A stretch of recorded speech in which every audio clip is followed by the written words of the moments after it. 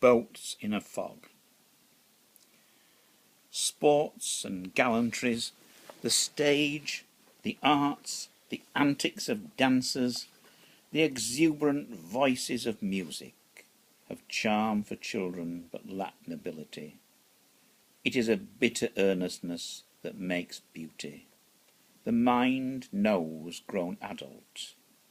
A sudden fog drift muffled the ocean. A throbbing of engines moved in it. At length a stone's throw out, between the rocks and the vapour, one by one moved shadows out of the mystery.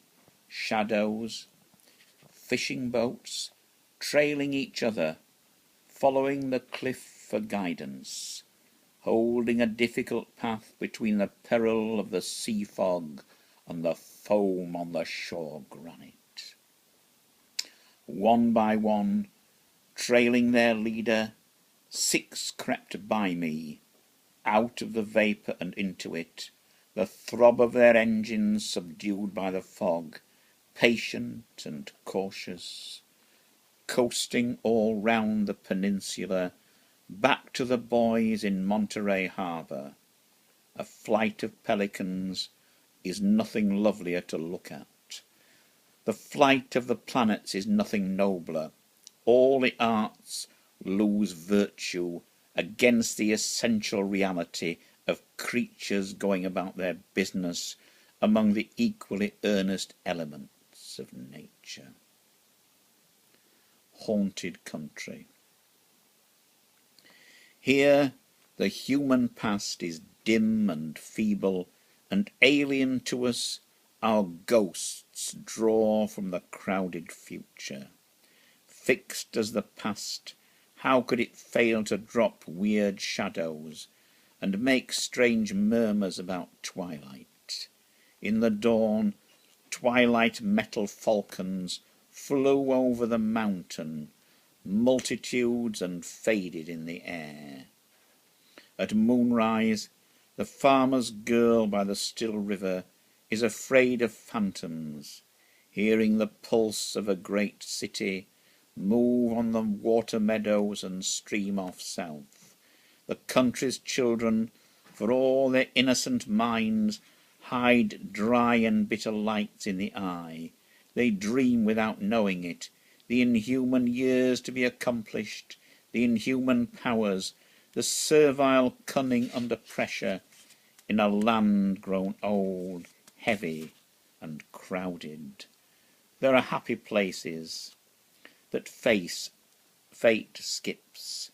Here is not one of them.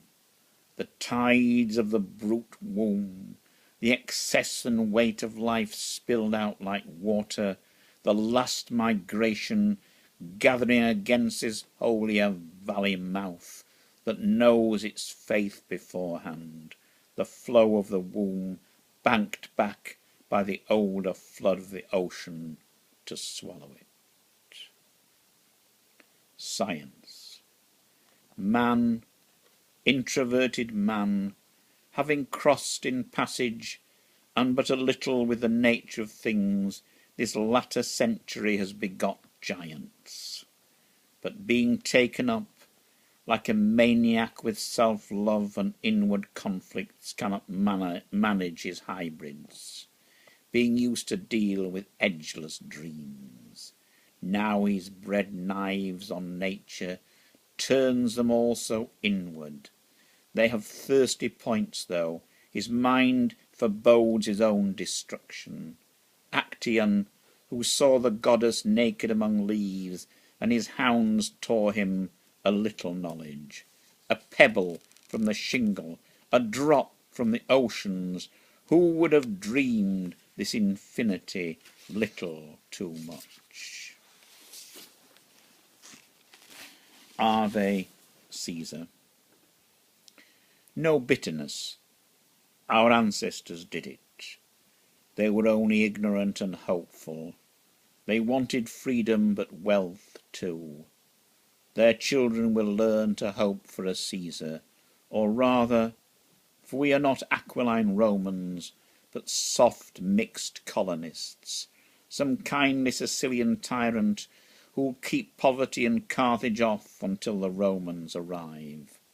We are easy to manage, a gregarious people, full of sentiment, clever at mechanics, and we love our luxuries. The purse seine. Our sardine fishermen work at night in the dark of the moon. Daylight or moonlight, they could not tell where to spread the net, unable to see the phosphorescence of the shoals of fish. They work northward from Monterey, coasting Santa Cruz, off New Year's Point or off Pigeon Point. The lookout man will see some lakes of milk-colour light on the sea's night purple. He points, and the helmsman turns the dark prow. The motorboat circles the gleaming shoal and drifts out her seine net.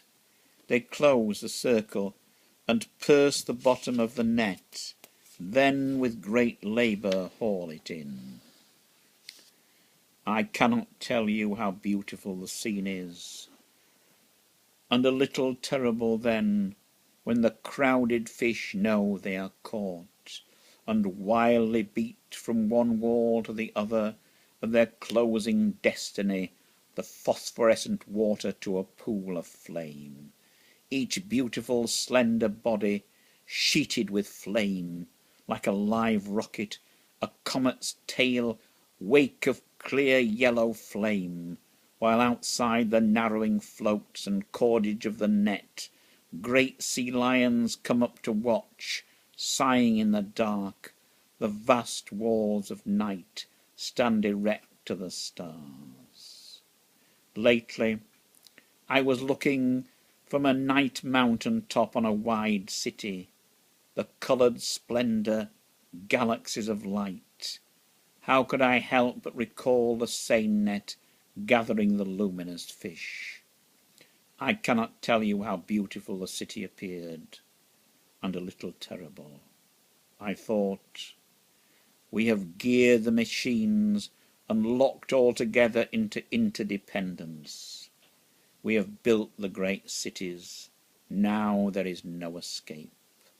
We have gathered vast populations incapable of free survival, insulated from the strong earth, each person in himself helpless, on all dependent.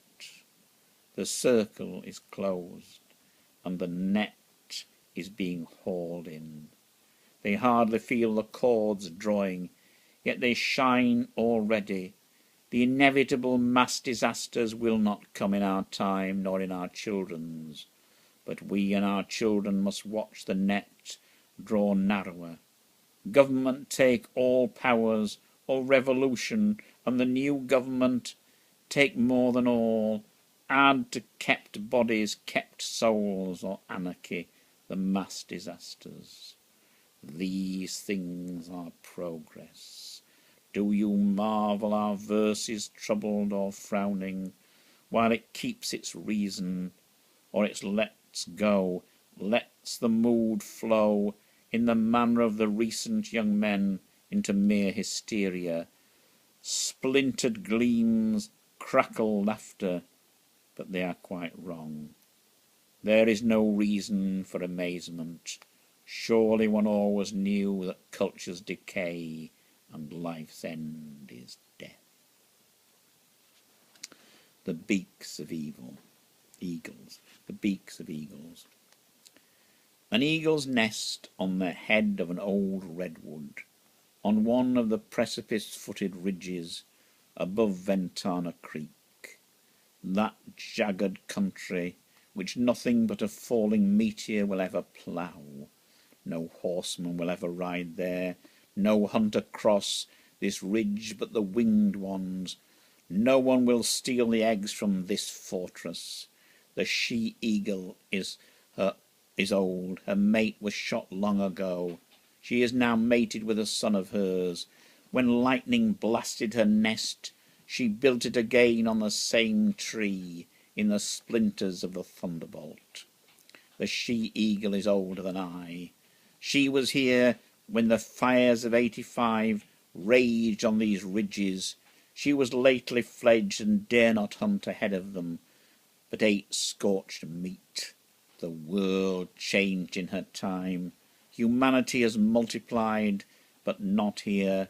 Men's hopes and thoughts and customs have changed. Their powers are enlarged.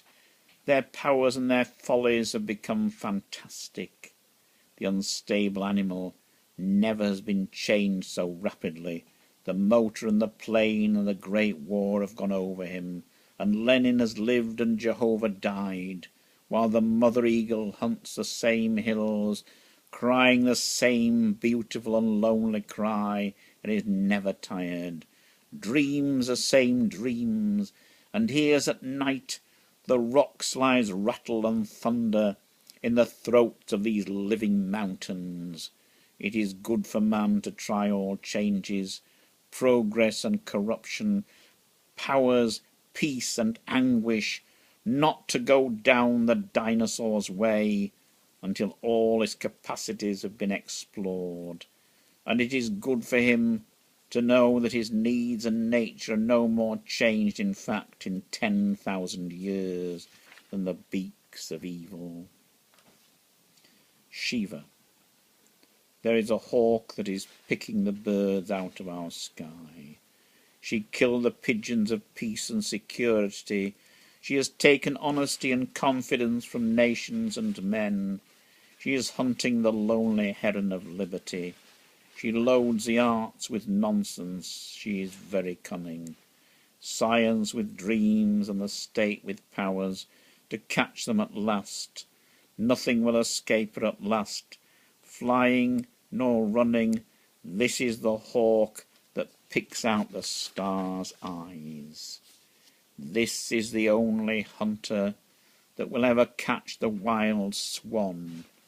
The prey she will take is the last white wild swan of the beauty of things. Then she will be alone, pure destruction achieved and supreme, empty darkness under the death tent wings. She will build a nest of the swan's bones and hatch a new brood, hang new heavens with new birds. All will be renewed. Watch the lights fade, grey steel, cloud shadow stained. The ocean takes the last lights of evening. Loud is the voice and the foam, lead colour, and flood tide devours the sands. Here stands like an old stone, and watch the lights fade, and hears the sea's voice. Hate and despair take Europe and Asia, and the sea wind blows cold. Night comes. Night will claim all. The world is not changed, only more naked. The strong struggle for power, and the weak warm their poor hearts with hate. How soon? 40 years or 4? Why should an old stone pick at the future? Stand on your shore, old stone. Be still while the sea wind salts your head white.